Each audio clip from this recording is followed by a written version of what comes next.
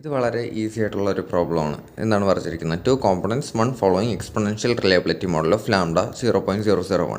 Exponential reliability model എന്ന് പറഞ്ഞാൽ എന്താണെന്ന് നമുക്കറിയാം. കോൺസ്റ്റൻറ്റ് ഹസാർഡ് റേറ്റ് അല്ലെങ്കിൽ constant failure rate, lambda constant ആയിട്ട് നിൽക്കുന്ന ഡിസ്ട്രിബ്യൂഷൻ ആണെന്ന് നമുക്കറിയാം.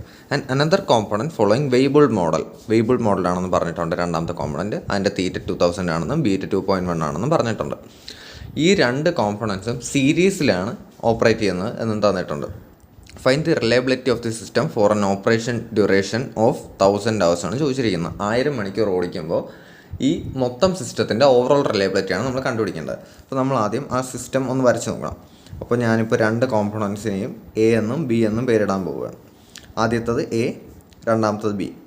അപ്പോൾ എഴുതുമ്പോൾ എയുടെ എ കോൺസ്റ്റൻറ്റ് ഫെയിലിയർ റേറ്റ് ആണ്, ലാംഡ 0.001 ആണ്. ഇവിടെ ഒരു പോയിൻ്റ് ഉണ്ട്, 0.001 ആണ്.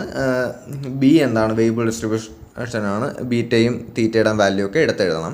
ഇപ്പോൾ ഞാൻ തൽക്കാലം എഴുതുന്നില്ല. അപ്പോൾ തൽക്കാലം നമുക്ക് ഓരോന്നിൻ്റെയായിട്ട് റിലയബിലിറ്റി നമുക്ക് കണ്ടുപിടിക്കണം. ആദ്യം ഞാൻ എയുടെ റിലയബിലിറ്റി കണ്ടുപിടിക്കണം. ഫോർ എ നമുക്ക് എന്താ അറിയാം? റിലയബിലിറ്റി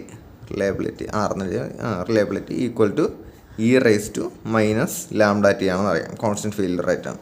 അപ്പോൾ e⁻ ലാംഡ എത്രയാണെന്ന് തന്നിട്ടുണ്ട്? -0.001 ഇൻറ്റു ടി എത്രയാണ്? 1000 ആണെന്ന് തന്നിട്ടുണ്ട്. അപ്പോൾ ഇത് സബ്സ്റ്റിറ്റ്യൂട്ട് ചെയ്ത് എന്താണ് ഇതിൻ്റെ വാല്യൂ കണ്ടുപിടിക്കുമ്പോൾ കിട്ടുന്നത് 0.3678 ആണ് നമുക്ക് കിട്ടുന്ന വാല്യൂ.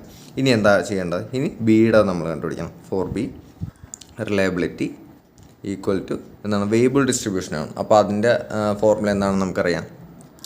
e⁻ t/θ ഈ മൈനസ് ഈ ബ്രാക്കറ്റിൻ്റെ വെളിയിലാണ് കേട്ടോ വരുന്നത്, അത് ശ്രദ്ധിച്ചോളണം.